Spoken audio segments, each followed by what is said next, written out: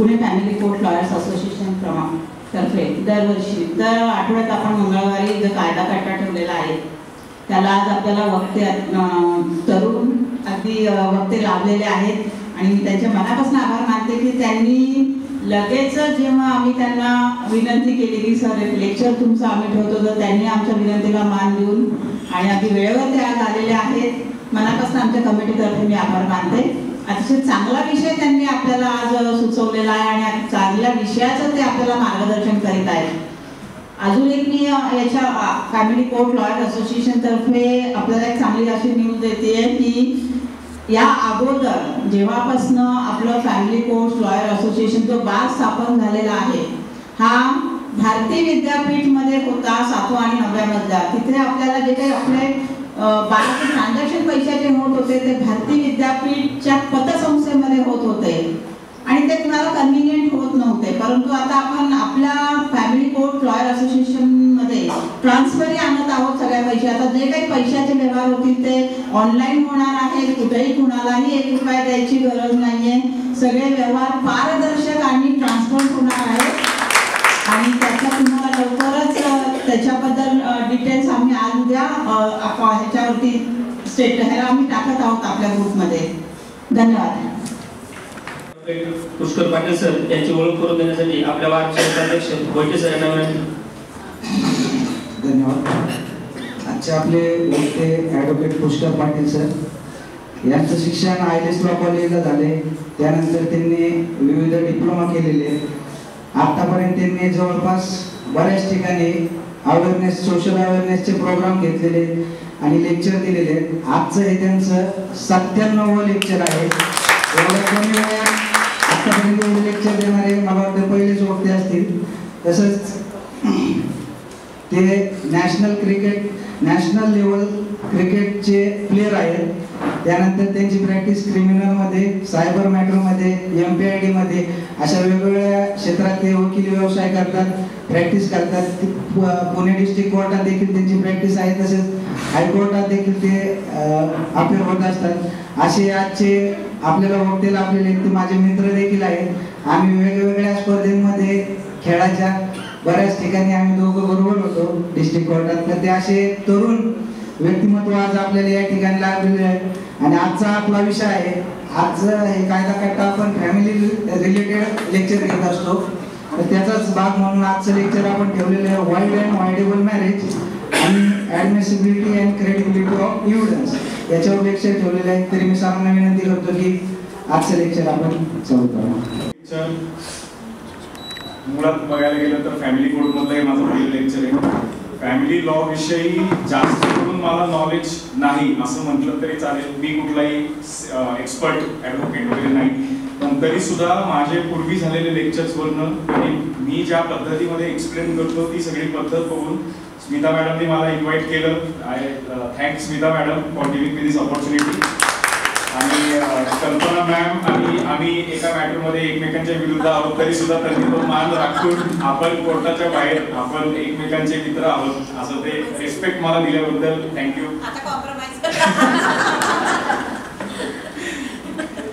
आणि प्रथमेश सरांनी माझ्याबद्दल जे इंट्रोडक्शन दिलं जे खूप एक मेमरी डाऊन द लाईन आपण म्हणतो तसं 2016 पासून मी शिवाजीनगर कोर्टमध्ये ऍक्टिव्ह झालो. कारण 2016च्या आधी शक्यतो जास्त करून मी जॉबसाठी मुंबईला असल्यामुळे मी इंडिव्हिज्युअल प्रॅक्टिस चालू केल्याच्या नंतर प्रथमेश सर मला भेटले होते. आणि फॅमिली कोर्ट ज्यावेळी मॅडमने सांगितलं सदाशिव पेठमध्ये होतं त्यावेळेला कोर्ट खूप कंजेस्टेड होतं आणि त्यावेळी असं कधी वाटलंच नाही की मला असा कुठला तरी प्लॅटफॉर्म मिळेल जिथं फॅमिली कोर्टामध्ये मला बोलण्याची संधी मिळेल. तर हा माझ्यासाठी एक खूप मोठा I'm thankful to you की तुम्ही मला ही अपॉर्च्युनिटी दिली. नाव आजचा जो टॉपिक आहे हा आहे void and voidable marriages admissibility of evidence. हे ॲडमिसिबिलिटी ऑफ एव्हिडन्स हा जो पार्ट आहे हा फक्त वॉइड आणि वॉइडेबल मॅरेजेस पुरतच मी मर्यादित ठेवणार आहे कारण तो वास्ट आहे. लक्षात घ्या, हा कुठलाही टॉपिक मी तुमच्याशी डिस्कस करायला गेलो तर हा एवढा वास्ट आहे की हा 40 मिनिट्समध्ये होऊच शकत नाही, इम्पॉसिबल आहे. पण आपल्या कोर्टामध्ये वॉइड आणि वॉइडेबल मॅरेजेस वरती सुद्धा पिटिशन्स दाखल होतात आणि जे नवोदित वकील आहेत त्या लोकांना या संदर्भामध्ये फारशी माहिती नाही. माझ्यापेक्षा अनुभवी ॲडव्होकेट्स आहेत जे माझं जर का कुठं चुकलं असेल तर तुम्ही please you are free to interrupt कारण तुमच्याकडून मला शिकायला खूप मिळतं. आणि हा एक्सपिरियन्स मधनं मिळालेला भाग आहे. वॉइड आणि वॉइडेबल मॅरेजेस मध्ये मी आतापर्यंत 13 मॅटर्स चालवले आणि त्या 13 मॅटर्सच्या वाचनामधून जे काही आलं समोर त्यातनं मी हे प्रेझेंटेशन तुमच्या समोर आणलंय. असं कुठेही व्हायला नाही पाहिजे की कुठला तरी भाग माझ्याकडून राहिलाय. त्यामुळे तुम्हाला कुठल्याही क्षणाला जर का वाटलं की एखादा मुद्दा राहिला तर तुम्ही प्लीज मला करेक्ट करा. आता वॉइड आणि वॉइडेबल मॅरेजेस मी तुम्हाला ह्या स्लाइडच्या पीपीटीच्या माध्यमातून का दाखवते, कारण बऱ्याच वेळेला आपल्या समोर एखादं व्हिज्युअल रिप्रेझेंटेशन नसेल तर आपल्याला कळतच नाही की आपण कोणत्या डिरेक्शन मध्ये चाललो. हे पीपीटीची कॉपी हवं तर मी स्मिता मॅम तुम्हाला व्हॉट्सअप करेल, तुम्ही ग्रुपवरती शेअर करू शकता. मी एक फॉर्मल कॉपी त्यांच्याकडे आता फिजिकल दिली आहे तुम्हाला रिव्ह्यूसाठी.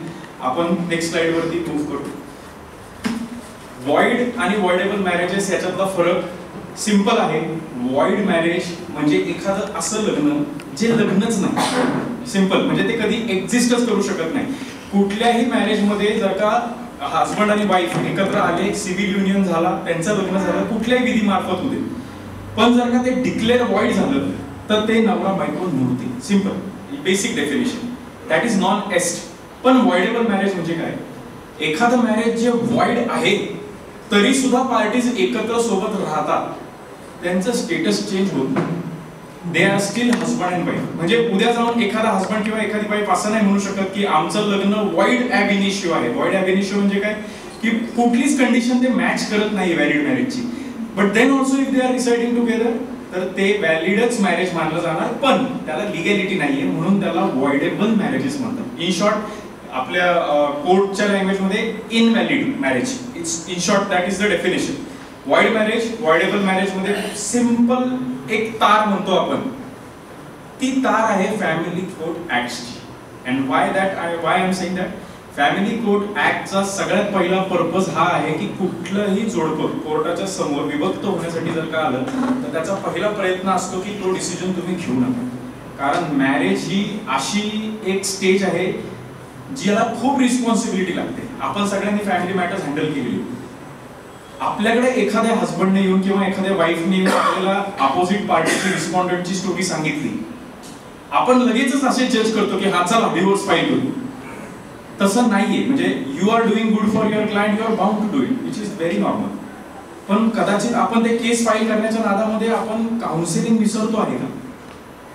कदाचित एखादा मॅरेज वॉइड असेल, ठीक आहे, जगाच्या पलीकडे जाऊन काहीतरी चुकतंय, पण ते रेग्युलराइज होऊ शकतं का? हा सुद्धा प्रयत्न करण्याचा पर्पज फॅमिली कोर्ट ऍक्टचा आहे. त्यामुळे वॉइड आणि वॉइडेबल मॅरेजेस मध्ये आपण थोडीशी फक्त इन्फॉर्मेशन माहिती करणार आहोत across all the acts that exist and come under family court act. पहिलं तुमचं एक कन्फ्युजन असेल की फॅमिली कोर्ट ऍक्ट मध्ये फक्त हिंदू मॅरेज किंवा स्पेशल मॅरेज येतात, तर असं नाहीये. पारसी मॅरेजेस, मुस्लिम मॅरेजेस, ख्रिश्चन मॅरेजेस सुद्धा फॅमिली कोर्ट कॅन हँडल. हे पहिलं एक कन्फ्युजन खूप इंटर्न्सला असतं, तर तो कन्फ्युजनचा आता भाग नाहीये. त्या सुप्रीम कोर्टचं जजमेंट सुद्धा सांगते की फॅमिली कोर्ट ॲडिक्वेटली कॉम्पिटंट आहे कुठल्याही मॅरेज ऍक्ट मध्ये लग्न झालेल्या ऍक्टला डील करायला. नेक्स्ट शॉर्ट डेफिनेटिव्ह आहे, मी फारसा वेळ तुमचा याच्यावर घेणार नाही. स्पेशल मॅरेज ऍक्ट नुसार सेक्शन 4 मध्ये ह्या कंडिशन्स दिलेल्या आहेत.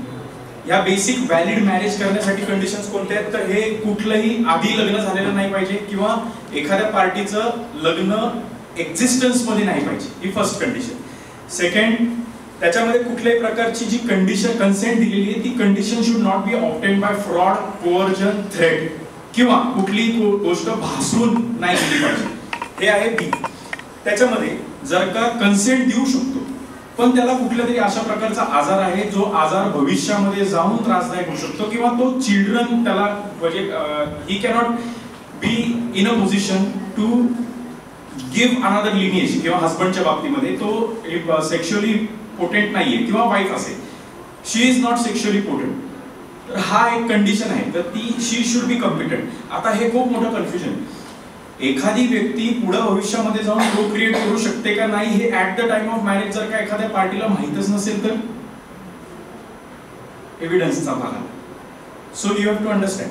तिसरं आहे की त्यांना कुठल्याही प्रकारचं असं मेंटल इलनेस नाहीये किंवा अटॅकिंग मेंटॅलिटी नाही किंवा ल्युनसी नाहीये किंवा पिरियडिकल ल्युनसी नाहीये. ही कंडिशन आहे, ही नसायला पाहिजे. आता पुन्हा एकदा हा डिबेटचा भाग आहे. लग्न करताना ही गोष्ट नसेल तर, कारण पोस्टपार्टम डिप्रेशन आपण विसरू शकत नाही.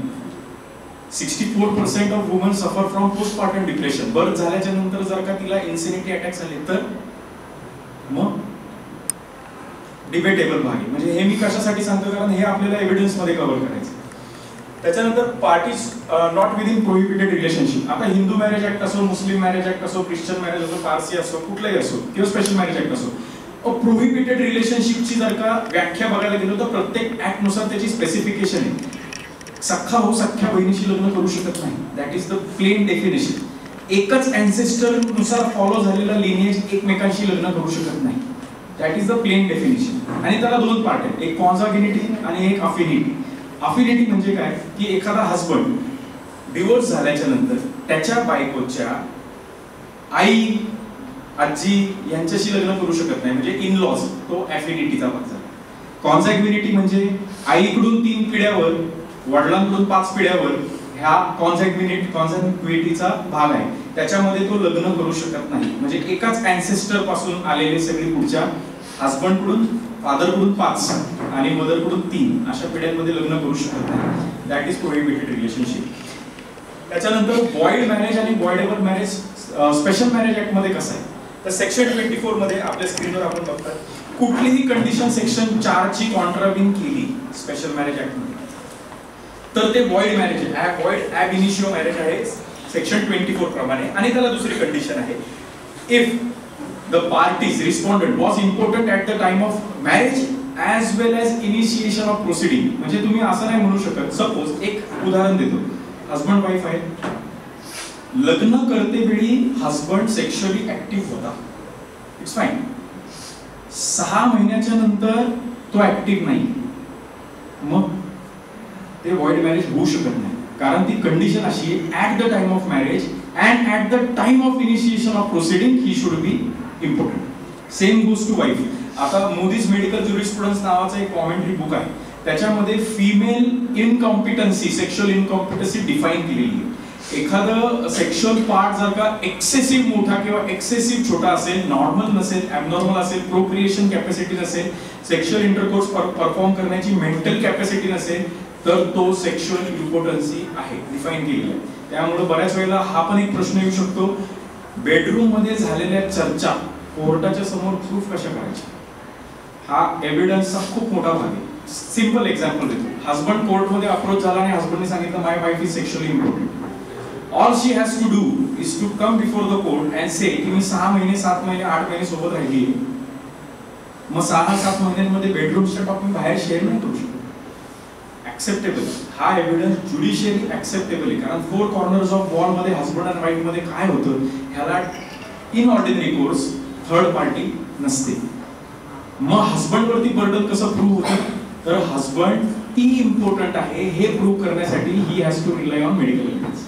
आणि मेडिकल एव्हिडन्स कसा, कारण एक सुप्रीम कोर्टची केस आहे, आय हॅव डिस्कस्ड इट आहे, त्याच्यामध्ये 13 वर्ष लग्नाला झाले आणि wife was not able to conceive.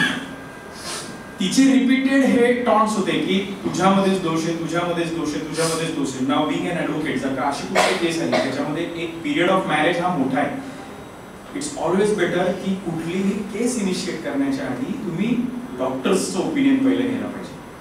आणि डॉक्टरांकडून जर का तुमची पोटेन्सी दिसतीये मग डाऊट आहे, मग पोटेन्सीच्या नंतर why she is not able to conceive ती टेस्ट केली पाहिजे, कारण तो तुमचा एव्हिडन्स होऊन जाणार. And that you show to the court to defeat her counter attack की तो इम्पॉर्टंट आहे, मी नाही. Or any which case wife जर का आली आणि बोलली की नाही सेक्शुअली मी इम्पॉर्टंट नाही, आमच्यामध्ये सेक्शुअल ऍक्टिव्हिटी होते. आता अजून एक प्रॉब्लेम इथं आहे, एखादी वाईफ जर का कन्सीव्ह करू शकत नाही तर ते व्हॉइड मॅरेज नाही. You can opt for divorce, you can go for voidable, काही तुम्ही दुसरीकडे जावा, व्हॉइड मॅरेज मध्ये ती व्याख्येत बसत नाही, कारण impotency is performance of the act, not conceiving of the child.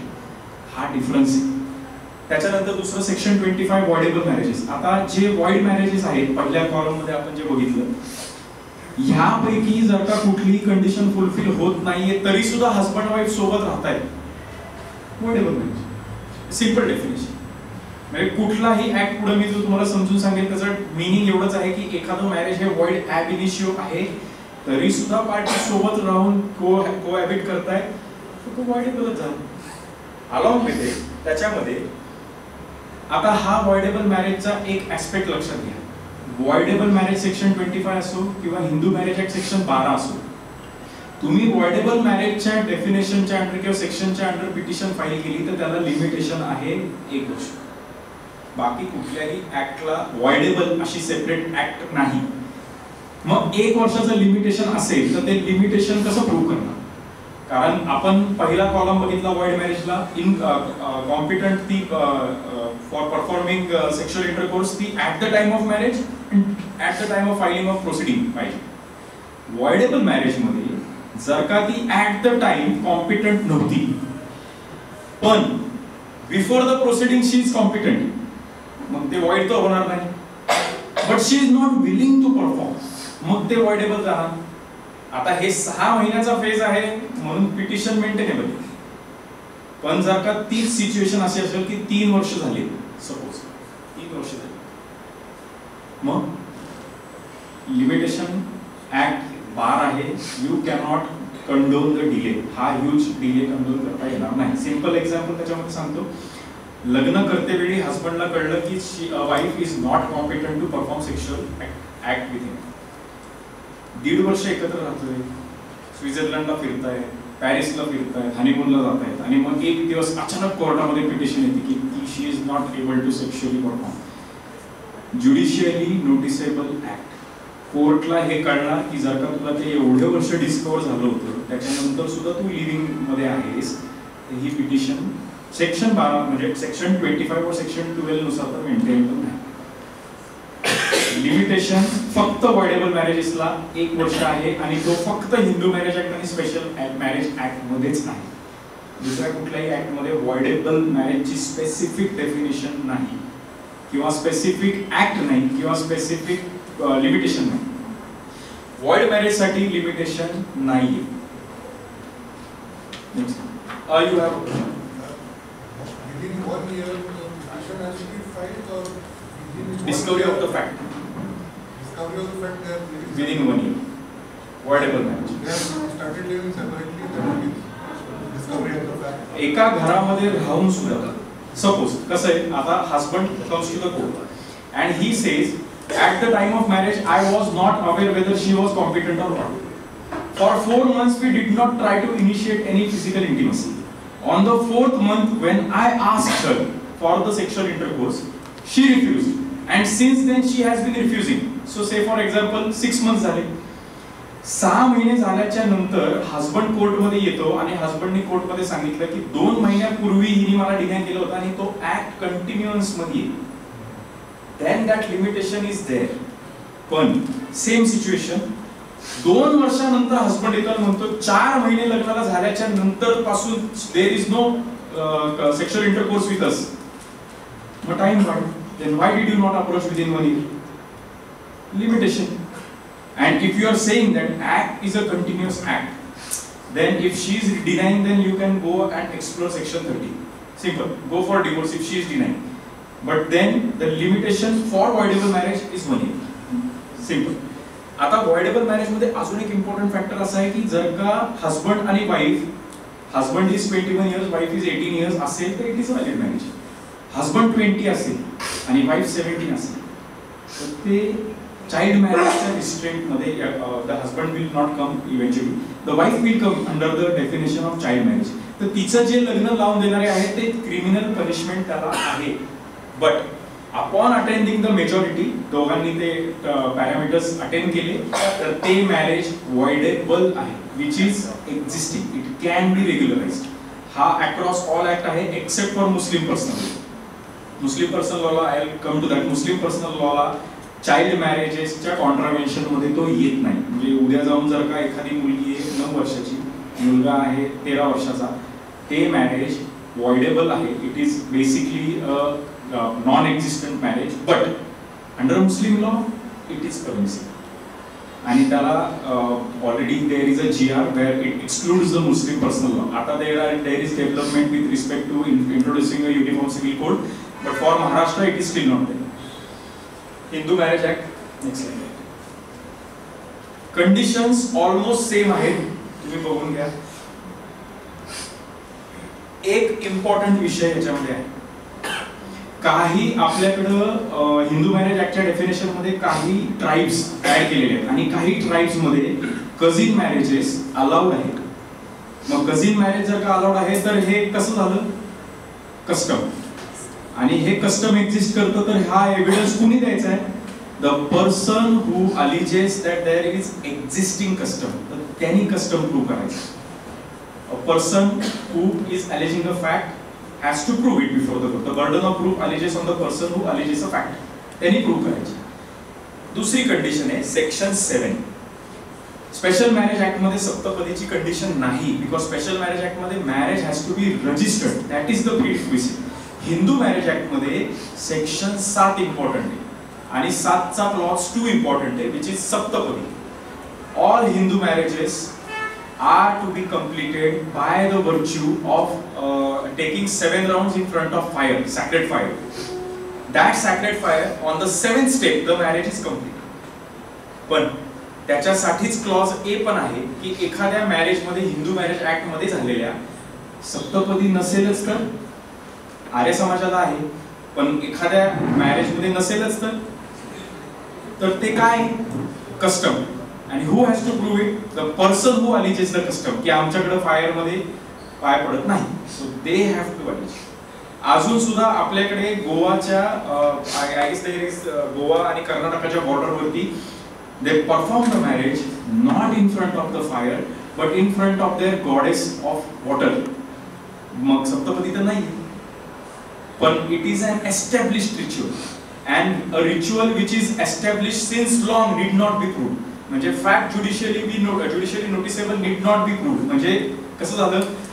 कोर्टामध्ये पिटिशन दाखल केली आणि पहिल्या दिवशी तुम्ही सांगितलं माझं लग्न हिंदू मॅरेज ऍक्ट प्रमाणे झाले, but what if the respondent comes and says saptapadi झालं नाही? मग आपल्याकडे भरपूर पिटिशन्स आपण जे दाखल करतो डिवोर्स मध्ये, Hindu marriage act all rites, rituals, ceremonies, customs are observe केलं ना, ऑब्झर्व ज्युडिशियली ऍक्सेप्टेबल आहे. But if the husband comes and says की आमच्या रिलीजन मध्ये आमच्या रिच्युअल्स मध्ये सप्तपदी प्रिव्हेलेंट आहे, तो झालेला नाही. Burden shift on home? त्यांनी बर्डन शिफ्ट केलं की सप्तपदी झाला नाही आणि तुमच्या पिटिशन मध्ये तुम्ही दिलेले. आता ह्याच्यामध्ये 2 फॅक्टर्स आहेत. First, the issue whether the petition is maintainable. कारण तुम्ही टेक्निकली डिवोर्स साठी जर का आला असाल तर सप्तपदी प्रूव्ह करा.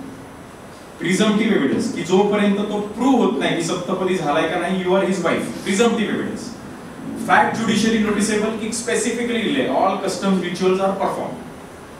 ज्युडिशियली noticeable fact need not be prove. मी ऍक्सेप्ट केलं. Oral evidence I have accepted. Next.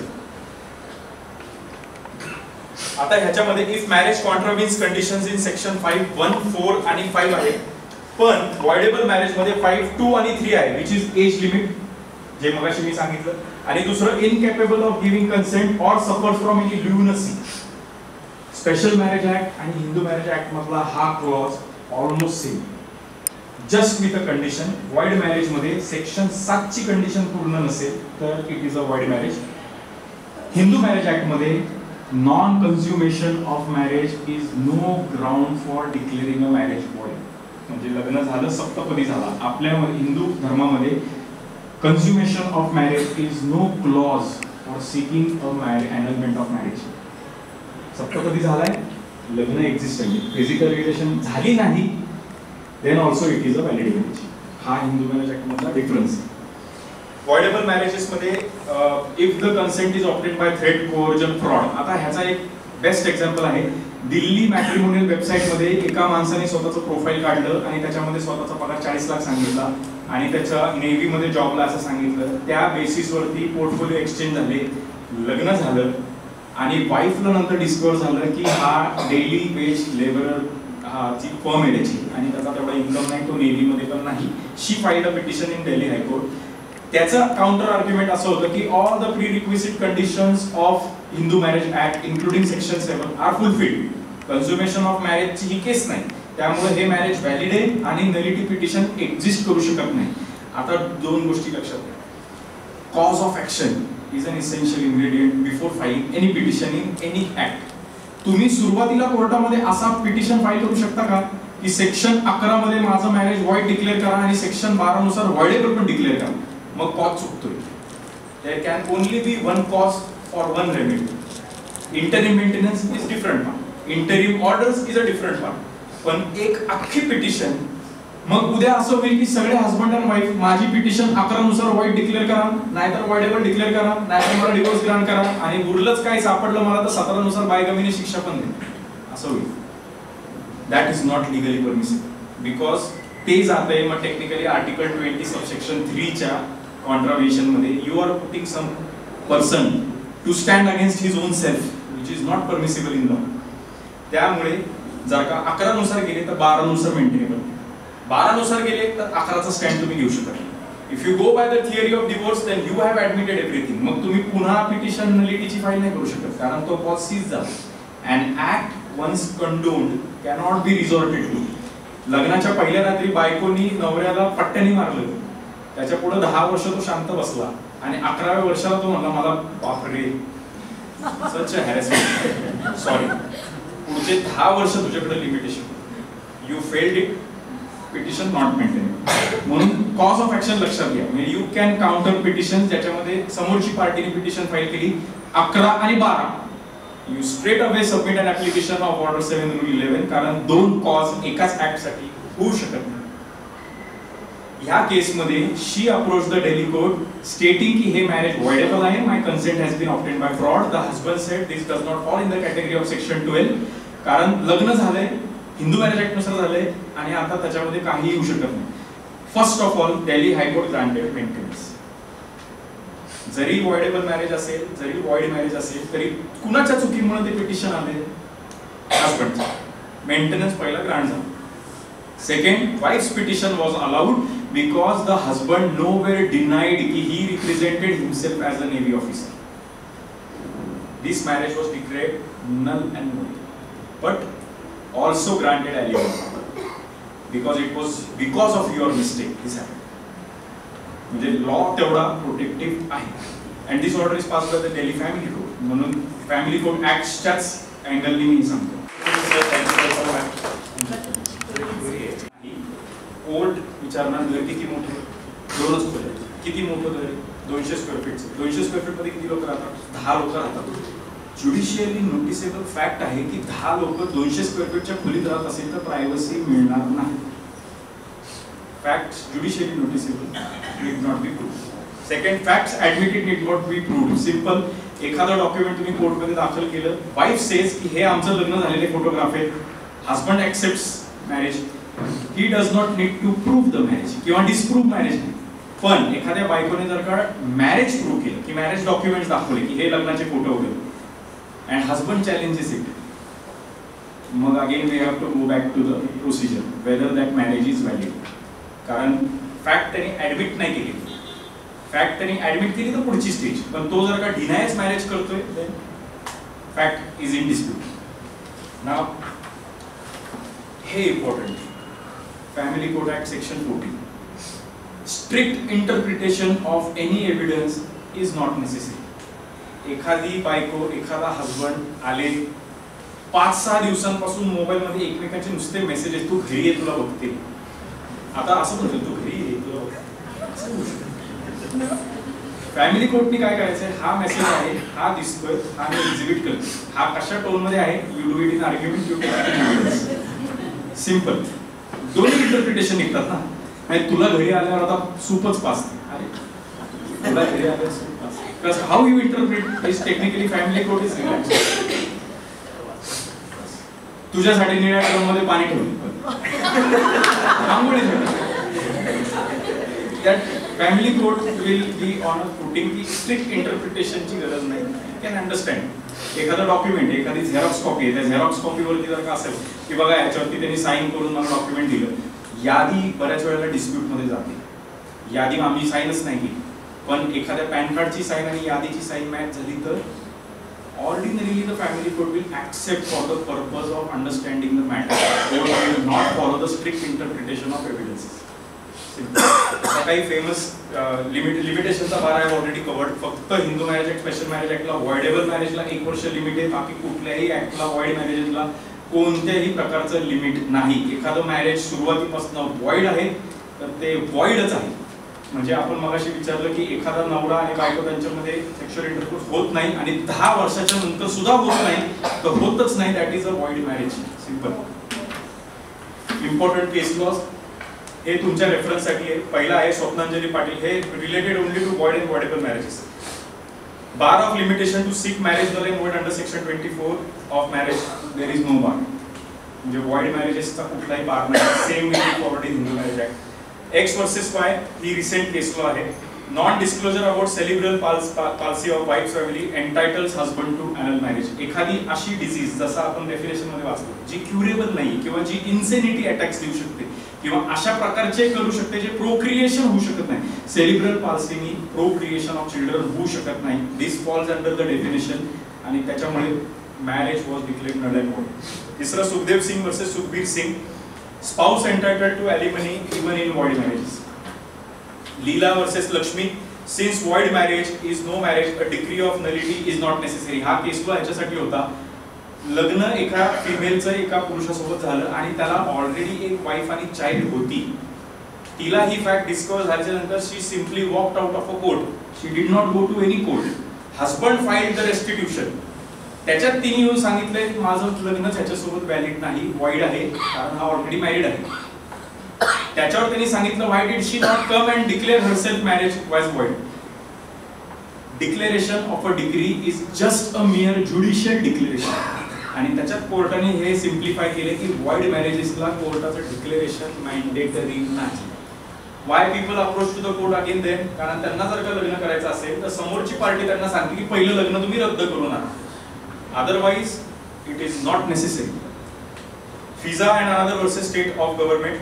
Consent of parents not required if parties attain age of puberty. हे मुस्लिम मॅरेज ऍक्ट प्रमाणे आहे.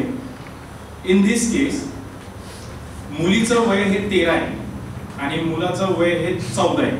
ह्या लग्नामध्ये पेरेंट्सची कन्सेंट मॅन्डेटरी नाही असं कोर्टाने सांगितलं, कारण मुस्लिम पर्सनल लॉ आहे. सर ते महाराष्ट्रासाठी आहे का नाही माहित नाही, पण हे टेक्निकली दिल्लीसाठी तर दिसतं. Nasra Begum versus Rizwan Ali, wife if minor parents can refuse to send. जसं मी मगाशी सांगितलं, पेमेंट ऑफ मेहर जर का थांबवली असेल तर पेरेंट्स चाइल्डला परत घेऊन येऊ शकतात आणि जर का ते ऑलरेडी कस्टडीमध्ये असेल हस्बंडच्या तर ते तिथून पण घेऊन येऊ शकतात, कारण mehr is important factor for a valid Muslim marriage. Bhaurao Shankar Lokhande versus Maharashtra, wife failed to prove customary marriage ceremony under section 7 and hence nullity for bigamous marriage denied. वाईफने अशी केस फाईल केली, my husband was previously already married आणि तरी सुद्धा तो माझ्यासोबत राहत होता, माझ्यापासून त्याला मूल आहे आणि हे आमचं मॅरेज सर्टिफिकेट आहे हिंदू मॅरेज ऍक्ट प्रमाणे. कोर्टच्या समोर हजबंडने ऑब्जेक्शन घेतलं, she is merely my living partner, आमचं लग्न व्हॅलिड नाही. She failed to prove saptapadi. हा इम्पॉर्टंट केस. सेक्शन 7चा इम्पॉर्टन्स हिंदू मॅरेज ऍक्ट नुसार या केसमध्ये. समीर पारिक वर्सेस श्वेता पारिक, कन्सेंट ऑब्टेन बाय फ्रॉड. जगा मगाशी मी जी दिल्लीची केस तुम्हाला सांगितली navy officer. Suraj Mani Kujur, Durgacharan Hansda, party who claims any custom prevailing in its community must prove it, merely claiming is not sufficient. म्हणजे मगाशी मी सांगितलं की जर का सप्तपदी आमच्यात नाहीये तर तुम्ही प्रूव्ह करत नाहीये, कारण सेक्शन 7 मध्ये तर दिसते. Dolly Rani versus Manish Kumar, marriage certificate a valid proof of Hindu marriage only when marriage ceremony has been performed as per section 7 of Hindu Marriage Act. जसं मगाशी मी सांगितलं की consummation of marriage or marriage registration adequate नाही, महत्त्वाचं आहे saptapadi Hindu marriage act. Then Yamaji Jadhav versus Nirmala, unless the husband proves prevalence of the custom in conformity with public policy and the enforceability of the customary divorce, there is statutory presumption of subsisting marriage between the parties. थोडक्यात काळी मोड बऱ्याच लोकांना term माहित असेल, कोर्टामध्ये न येता 100 रुपयाच्या बॉन्ड पेपरवरती हे काळी मोड आधी होत होते. ते पण सुप्रीम कोर्टने बॅन केले टेक्निकली. ऍफिडेव्हिट वरती डिवोर्स इज नॉट व्हॅलिड, पण काही कस्टम्स मध्ये काळी मोड समाजाच्या समोर होतो आणि तो जो करारनामा आहे तो आमच्या समाजामध्ये काळी मोड अशाच पद्धतीमध्ये होते. हे हजबंडला प्रूव्ह करायचं होतं, which he failed to prove and therefore the court presumed that the marriage is in existence. हा तो केस लॉ आहे. So I hope short and sweet मध्ये तुम्हाला कळलं असेल. I am very sorry मी तुमची ती क्वेरी आन्सर करू शकलो नाही. But apart from that, if anybody has any queries, you can always ask me. And once again, thank you Smita ma'am for giving me this opportunity. Thank you. Importance of lunacy. Same. Parties bounded by consanguinity. Either party was lunatic or idiot at the time of marriage as well as at the time of institution of proceeding. आता lunacyचा एक aspect आहे. If at the time of marriage the respondent was not lunatic, it subsequently turned lunatic. Subsequently, no petition maintainable नाही. You go for divorce.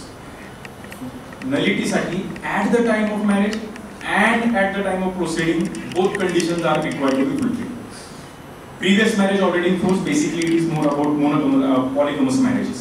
This is the only condition आणि nullity Christian Act मध्ये एवढीच आहे, ह्याच्या बाहेर नाही. Now coming to Parsi Marriage Act, suits for nullity can be filed under section 30 आणि prerequisite condition section 3 मध्ये दिलेलं. त्या 3 मधल्या काय parties should not be related by consanguinity or affinity.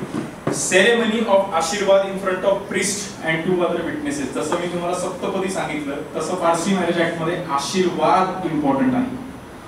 कुठलीही पारसी मॅरेजच्या डेफिनेशन मध्ये तुम्ही डिवोर्स फाईल करा किंवा नलिटी फाईल करा, you have to first show whether there was a ceremony of ashirwad followed or not. Merely stating that all the rituals of a Parsi marriage customs ceremonies are followed is not sufficient.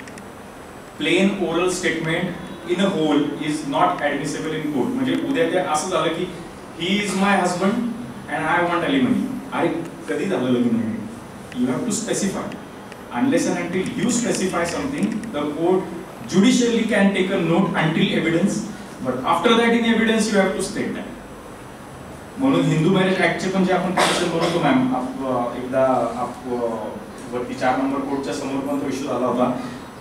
I had asked the petitioner in cross examination, you have nowhere stated the procedure of Saptapadi was followed or not, correct? Now this is a tricky question, because if I am alleging Saptapadi has not taken place, then I am bound to put the question to her. And she said no, I have not stated. पण झालाय. That suggestion came in the cross examination. Now she states that it is done.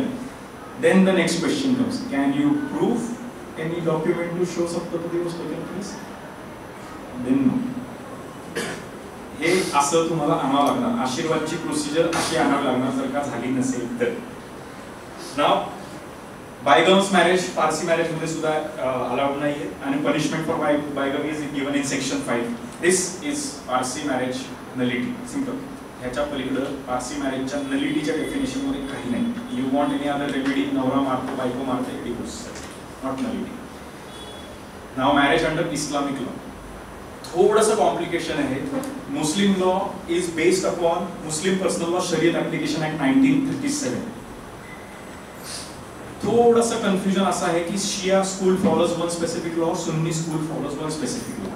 त्यामुळं एक compilation दोन्हीचं मी तुम्हाला collectively सांगेल. First of all let us understand the terms. Marriage under Islamic law is nikah. Family court is competent to take petitions under Muslim marriage. First argument is over here. First important factor, family court la jurisdiction आहे. Second, valid marriage is called the sahi. Temporary marriage is called the muta. थोडीशी history distorted आहे. मुटा मॅरेजच्या definitions कुठेही बघताल तर it is a temporary marriage for the purpose of enjoyment असं लिहिलेलं आहे. That is not the history. History अशी आहे, when the Islamics and the Christians had a war against them between themselves, this was a rule of the prisoners की एखादी जर का महिला असेल तर she will become the slave of opposite party. कारण युद्धामध्ये पुरुष जात होते आणि ते मेले आणि त्यांच्या मागे कुठल्या लेडीज असल्या तर they were treated as slaves of the opposite party. हे होऊ नये म्हणून muta marriage was introduced where already existing male will enter into a temporary marriage to show the ownership of the wife. This is muta marriage as per my understanding. Because थोडंसं history distorted आहे. We being the advocate should not rely on Google, कारण गुगलमध्ये ते temporary enjoyment वगैरे लिहिलेले whatever that is. But the real reason for how the history existed is because temporary marriages for a limited period of time to show the ownership of somebody. कारण ती ownership नसेल then she becomes the tool of another party. कारण ती patriarchal approaches आपल्या देशात असतात. Now null and void marriages is called पार्टिक marriage. Yes, you have a question. Sorry to interrupt. Yes. त्या शरीयत लॉ मध्ये असं लिहिलंय की state will make relevant rules for Shariat. हां for that. राईट, बरोबर आहे, मुस्लिम पर्सनल लॉ. महाराष्ट्राचे रूल्स एक्झिस्टंट आहेत का हा प्रश्न? शरीयत लॉ प्रमाणे जे आहे दॅट इज इम्पॉर्टंट, कारण स्टेट बोर्डच्या laws I am not pretty versed with that, पण शरीयत लॉ चे आता डेफिनेशन्स मध्ये जे आहे दॅट इज ऍप्लिकेबल. याच्यामध्ये असं एखादा कन्सेप्ट जर का तुम्ही काढला की हा व्हॅलिड नाही, तो व्हॅलिड नाही, तो व्हॅलिड नाही, then we have to go back to the Muslim Personal Law application act, whether it is applicable in Shariat or not. नाही, तो जो ऍक्ट आहे ना, त्यात फक्त एक ओळ लिहिलेली आहे. सर सिव्हिल युनियनचं तुम्ही सांगत असाल तर प्रत्येक स्टेटला सिव्हिल युनियन कोड युनिफाय करण्याचा राईट आहे, पण technically that is not existent in Maharashtra, therefore we have to rely on the personal law. No, my question is very simple, sir. Ah. That the acts they say only one line. हां He Muslim marriages will be governed by Shariat law, and the rules will be framed by the particular state. Yes. My question is very simple. Does Maharashtra have rules for Muslim marriage as per specific? the Act of No, Constitution? sir. I am not pretty conversant with that. Thank you, sir. Yes, I am not pretty conversant with that. Then irregular and invalid marriages are called fasid marriages. Batil marriages, fasid marriages. Batil marriages can be fasid marriages. Batil marriages can be barred also, but it can be regularized also. Next slide.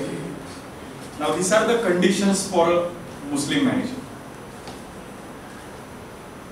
The ijab and kubulnama has to be done in the first present meeting. Now if the female or the man is child, then their parents will give the consent. म्हणजे ते इजाब देणं आणि कबूल करणं, एक proposal and acceptance. It is basically a civil contract. Muslim marriages are civil contracts and it will be governed by the Contract Act. याच्यामध्ये main condition अशी आहे की जर का ऍडल्ट्स नसतील तर कन्सेंट त्यांचे आई वडील देणार, ऍडल्ट्स असतील तर ते कन्सेंट स्वतः देणार, पण एकाच मीटिंग मध्ये. आणि जर का त्या मीटिंगला सक्सेसफुल करायचं असेल, first condition, then that meeting has to be done in front of 2 individual witnesses. Sunni law मध्ये, शिया लॉ मध्ये विटनेसेसची कंडिशन कंपल्सरी नाही. Second thing, religion of both party should be Muslim. थोडासा ह्याच्यामध्ये फरक आहे. सुन्नी ऍक्ट प्रमाणे जर का लग्न करायचं असेल तर किताबिया वुमन हा परमिसिबल आहे. So if a woman is following Zoroastrianism, ख्रिश्चनिझम, then a Muslim man can marry that किताबिया वुमन. सुन्नी लॉ मध्ये, शिया लॉ मध्ये both parties have to be Muslim. So this is a valid condition. तिसरं, consent not obtained by force, coercion or fraud. Now थोडंसं confusion आहे. If a child is entered into a marriage at the age when she was 14 years old, upon attending the majority, if she says की मला consider न करता, मला न विचारता माझ्या आई वडिलांनी कन्सेंट दिली आणि मला हे लग्न कबूल नाहीये, that petition is maintainable. That petition is maintainable because now she has attended the majority. But if she refuses to come before the court and declare anything, fasid marriage, regularized marriage. Then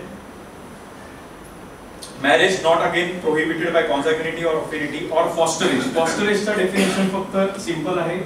biological मदरने जर का breastfeed केलेलं नसेल आणि external वुमनने breastfeed केलं असेल चाइल्डला, then she is the foster mother. तर तिची मुलं, तिची मुलगी त्या रिलेशनशिप मध्ये लग्न करणं हे बातिल मॅरेज आहे. दिस कंडिशन इज बातिल. बट अगेन त्याच्यामध्ये मुस्लिम मॅरेज ऍक्ट प्रमाणे it can be regularized, it can be fasid, it can still be in existence. नंतर offering of mahar. Offering of mahar is a prerequisite condition in all Muslim marriages, ज्याच्यामध्ये सुरुवातीला किंवा specified किंवा अनस्पेसिफाईड Mehar decision देऊ शकतात. Proposal असं देऊ शकतो की आज तुम्ही आमच्याशी लग्न करा, 5 वर्षाच्या नंतर जेवढं माझ्या मुलाचं असेल त्याचं 30% आम्ही देऊ, अनस्पेसिफाईड. आज तुम्ही आमच्याशी लग्न करा, 25 वर्षाच्या नंतर आम्ही तुम्हाला मेहर तेवढं देऊ, स्पेसिफाईड. एक अनस्पेसिफाईड स्पेसिफाईड मेहर जर ऍप्लिकेबल, पण एखाद्या कॉन्ट्रॅक्ट मध्ये जर का सुरुवातीला मेहर प्रॉमिस केला असेल की मी सुरुवातीला 5 लाख रुपये देतोय आणि ती मेहर दिली नाही, तर the parents of the bride can refuse to send the woman to her husband's place. Partially payment केली तरी सुद्धा. So basically the entire Muslim law as of now is based upon the Indian contract act. All the conditions will be as per the Indian contract act. कारण payment of महार is considered as a payment of consideration for the purpose of marriage and that is a valid payment. त्याच्यानंतर बातिल marriage आणि void मॅरेजेसचा हा chart आहे. If you see on the left and if you see on the right, all the बातिल marriages can be फासिद marriages It can be regularized. कारण marriage in foster age is permissible in Sunni law in some circumstances up to some extent. पण शिया law मध्ये foster age marriages permissible नाही. आणि law of किताबिया आहे specified जे Holy book follow करतात त्या वुमन्सशी लग्न करू शकतो. Now the main condition at the time of marriage both parties have to be Muslim. जर का female is not belonging to a Muslim community, then in Sunni marriage it is permissible and a fasid marriage. Shia marriage मध्ये it is a batil marriage. So both parties have to be Muslim. Now a Muslim man can marry any woman out of any religion, but a Muslim woman can never marry any person from another religion. If she wishes to marry somebody, त्याला पहिले धर्म बदलावा लागेल, and then that will be a valid marriage. नाहीतर ते दोन्ही बातिल आणि फासिद मॅरेजेस आहेत.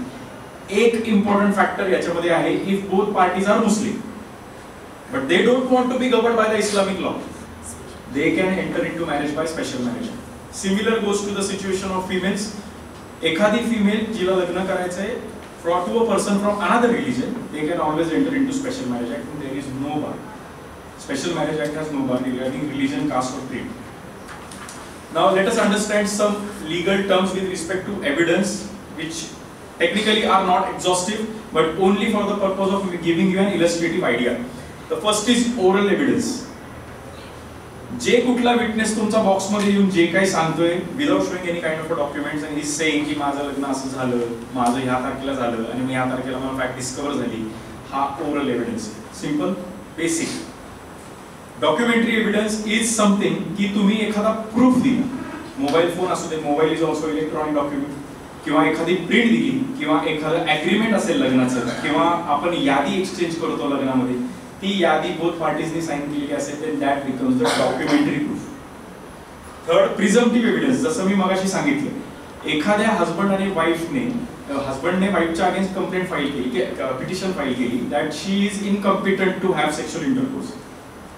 Until the decision of declaring the marriage void, the court will presume the marriage is existent. This is a presumptive evidence. की आहे लग्न एक्झिस्टन्स मध्ये आहे unless we declare. Simple. Secondary evidence and primary evidence. Short मध्ये आहे, you want to submit the secondary evidence before the court and get it exhibited, then it has to be first verified from the primary evidence. In absence of primary evidence, secondary evidence cannot be exhibited. Simple. तुम्हाला तुमच्या mobile मधला एखादा photo print काढला तर तो electronic evidence, त्याला certificate सुद्धा आता मॅन्डेटरी आहे. पण तो फोटो तुम्हाला कोर्ट मध्ये द्यायचा असेल आणि तो फोटो ज्या डिव्हाइस मधून काढला ती डिव्हाइस अवेलेबल नाही, तर तो फोटो एक्झिबिट होईल. Debatable. Because again all after reading all these terms of evidence, I want to again throw another good sign for advocates in another slide. Then real evidence. Real evidence is tangible evidence. Real evidence, tangible evidence म्हणजे husband wife ची केस आहे. He has all the documents to show that the wife is incompetent for sexual intercourse, or the wife has proof that husband is incompetent. The document she proves is also documentary evidence. Second thing, if she provides any tangible evidence म्हणजे available sources. Suppose आता डिवोर्सच्या cases असतील त्याच्यामध्ये husband says की मला बायकोने भांड फेकून मारला, त्या भांड्याला पण क्रॅक दिला, मला डोक्याला पण लागले, ते भांड कोर्टासमोर आणलं, that is real evidence. Tangible, which can be seen, which can be touched, which can be felt, which can be presume की बाबा हे जिथं लागलंय त्याची इंजुरी सुद्धा दिसती, that is real evidence. Then hearsay evidence. लग्न समारंभामध्ये जर का असेल, हे आता रिसेंटली आमच्या एका केसमध्ये झालं, लग्न समारंभामध्ये एक माणूस आला आणि तो बोलला ह्यांच्या लग्नामध्ये मी होतो आणि बायकोची खूपच नखरे चालू होते. हे तुम्हाला स्वतः सांगितलं का कोणी सांगितलं? नाही, नवरा बोलला. हिअरसे. तू ऐकला का? किंवा एखादा नवरा बायकोचं घर आहे, सेपरेट राहतात आणि सासू कोर्टामध्ये आली आणि सासूने सांगितलं आम्ही बीडला राहतो, पुण्यामध्ये यांची घरात खूप भांडणं होतात. हो, तुम्ही बघितली? नाही, मुलीने सांगितलं. हिअरसे. Hearsay evidence is the poorest form of evidence and it cannot ordinarily be accepted. Then electronic evidence. Electronic evidence साठी I believe एक अख्खं लेक्चरच तुम्हाला घ्यावं लागेल कारण it is pretty vast how to prove the documents, how to submit it, how to give a transcript. It is an entire another episode. त्यामुळे I can only say तुमच्या mobile मधला जो ऑथेंटिक डाटा आहे, advocates to your clients तुम्ही सांगा authentic data कधीही delete करू नका. Best evidence is to submit the phone in the court. That is the best evidence. जे पुढच्या स्लाइडवरती पण तुम्हाला दिसेल. डायरेक्ट एव्हिडन्स, सर्टिफिकेट वगैरेची काही गरज नाही, काही नाही. हा माझा मोबाईल फोन मी कोर्टच्या नाझर कस्टडीमध्ये देतो, हा कोर्टाने ओपन करावा बघावं. Best, that is the best I would suggest. कारण हे खूप प्रॉब्लेमॅटिक आहे. आमच्या अपोजिट पार्टीने जी सीडी दाखल केली होती ती तेवढी सीडी कधी कोर्टात प्ले झाली नाही. आणि once the evidence is closed she wanted to introduce the best evidence which was not permitted. कारण you had time of 16 years, you did not. त्यामुळे हे I understand this. Then corroborative evidence. Corroborative evidence is a weak form of evidence, but it can be treated as sufficient if it is along with the oral evidence. म्हणजे मी जर का सांगितलं सुरुवातीला बॉक्समध्ये येऊन माझ्या मुलीचा मला फोन आला होता आणि ती सांगत होती की नवरा काहीतरी त्रास देतो. I don't know why, I don't know what has happened, I haven't heard, I haven't seen, but she has told me. Simple. A neighbour comes and he says रोज रात्री यांच्या घरी आरडाओरडा चालू असतो, नवरा सारखा काहीतरी बोलत असतो. मी पण तेच सांगतोय जे फोनवर मला सांगितलं. नेबर पण तेच कोरोबोरेट करतोय.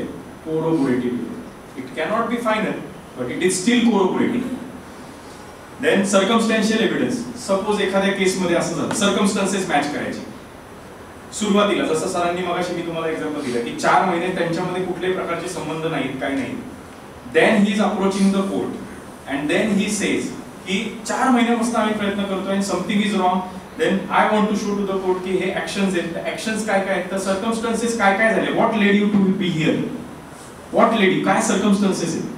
लग्न झालेल्या दिवशी मी रूम मध्ये गेलो त्यावेळी तिने मला सांगितलं पहिलाच दिवस आहे, आज नाही पाहिजे. मग दुसऱ्यांदा आम्ही बाहेर फिरायला गेलो, तिथं मी प्रयत्न केला, तिथं तिने सांगितलं नाही करायचं. मग एखाद्या ग्रुपमध्ये जिथं गेलो त्या ग्रुपमध्ये मी तिच्या जवळ जायचा प्रयत्न केला, तिने मला ढकलून दिलं, ती घरी निघून गेली. माझा मित्र पण ते कोरोबोरेट करतोय, तेव्हा पण हे झालं. Somebody else has also seen the lack of affection. हे सगळे सर्कमस्टन्सेस आहेत. And the wife nowhere has broken the chain. की हा कन्सिस्टंट ऍक्ट आहे, ही चेन कुठेही ब्रेक नाही झाली. पण जर का ती चेन ब्रेक झाली की नाही, आम्ही एकदा प्रयत्न केला होता पण it failed, will it be considered as a circumstantial evidence? Again debated, कारण it will depend from case to case. Then direct evidence आणि derivative. Derivative piece of evidence म्हणजे थोडक्यामध्ये आपण सगळ्यांनी मॅटर हँडल केले. आजकाल नवीन ट्रेंड आलाय, हजबंड आणि वाईफवर आपण स्पाईंग करतो.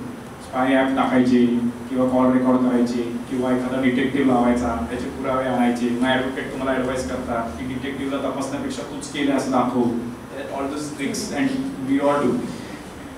तो जो एव्हिडन्स आहे तो आजपर्यंत कोर्टामध्ये ऍडमिसिबल नव्हता because you are breaching somebody's privacy. But supreme कोर्टाने क्लिअर कट सांगितलंय derivative piece of evidence in a toxic relationship is admissible. म्हणजे आता तुम्ही जे स्पाईंग करणार, ऑडिओ रेकॉर्डिंग करणार, व्हिडिओ रेकॉर्डिंग करणार, स्पाय कॅम लावणार, तो ऍडमिसिबल एव्हिडन्स आहे. बिकॉज अल्टिमेटली फॅमिली कोर्टचा पर्पज असा आहे की save the marriage but not to harass somebody in contravention to article 21 of right to life. म्हणजे एखादा हजबंड बायकोला मार मार मार मारतोय आणि बायको इकडे आल्यावर कोर्ट त्यांना म्हणू नाही शकत की प्रयत्न करा काय जाते का. सो देर आर 2 फॅक्टर्स आणि derivative piece of evidence is now admissible in family court also. Now direct evidence, जसं मी सांगितलं की एखादी गोष्ट मी प्रत्यक्ष बघितली, तो डायरेक्ट एव्हिडन्स आहे.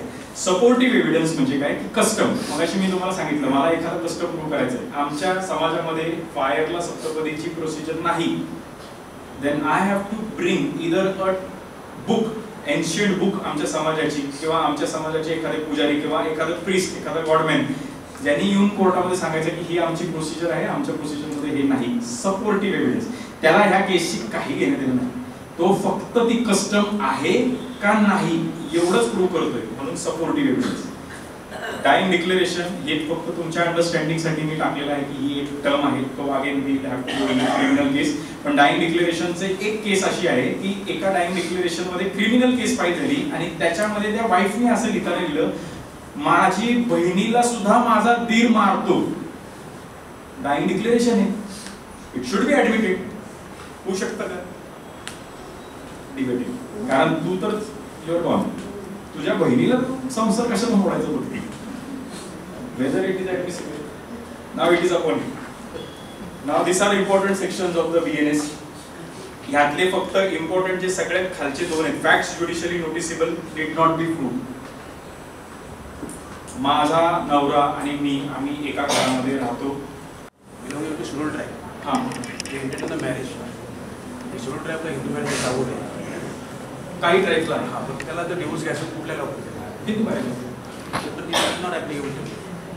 काही ट्राईब्सला अलाउड आहे, पण तुम्हाला ते दाखवायचे की तुम्ही ह्याच्यामध्ये येत नाही मला असं दाखवतं की मी शेड्यूल ट्राईब्स आहे. बरोबर. मला हिंदू मॅरेज ॲक्ट कम्प्लिटली लागू नाही. मग तुम्ही तुमच्या कुठल्या कस्टम मध्ये या सीओ देता हे तुम्हाला दाखवायचं. नाही मला तर लग्न झालेलं आहे का डिमोल करायचं? पण मला डिवोर्स घ्यायचा आहे अंडर वॉट लॉ. आता तुम्ही हिंदू मॅरेज ऍक्ट मध्ये ते येत नाही, स्पेशल मॅरेज ऍक्ट मध्ये रजिस्ट्रेशन झालं नाहीये. Customary no registration under what law. Customary laws नाहीये ना, कस्टम्स आहेत ना forward ancestral custom. Declaration of divorce घ्यायचा आहे. का पण डिक्लेरेशन काय? डिक्लेरेशन तुमच्या ह्याच्यामध्ये कस्टम मध्ये चालतं. नाही मला कोर्टाकडून आता हे झालं मला कोर्टाकडून डिक्लेअर करून घ्यायचं. पण का? जर का ते फॉलोच होत नाही काय? एव्हिडन्स मला एव्हिडन्स पाहिजे ना. मला दुसरं मॅरेज सर तुम्ही कोर्टाच्या डेफिनेशन मध्ये आला then you are accepting the jurisdiction of court and you will fall under section. माझं क्वेरी काय आहे की both the husband and wife schedule tribe आणि शेड्यूल ट्राईबला हिंदू मॅरेज लागू नाही आहे. काही शेड्यूल कास्ट आणि शेड्यूल ट्राईब्स इंटर शेड्यूल ट्राईबला लागू नाही. Section 2 of the Hindu marriage act काय सांगतं शेड्यूल ट्राईबला लागूच नाही. तेच मला म्हणतात under what laws we can accept for the apply. समाजापुढं ठीक आहे, शेवटचा बेस्ट लॉ हे झालं समाज झालं तर पण मला कोर्टाची डिग्री पाहिजे. डिग्रीसाठी पाहिजे ना मला तुम्ही इंटरफिअरन्स हा बसले. मग तुम्ही हिंदू राव मान्य केला.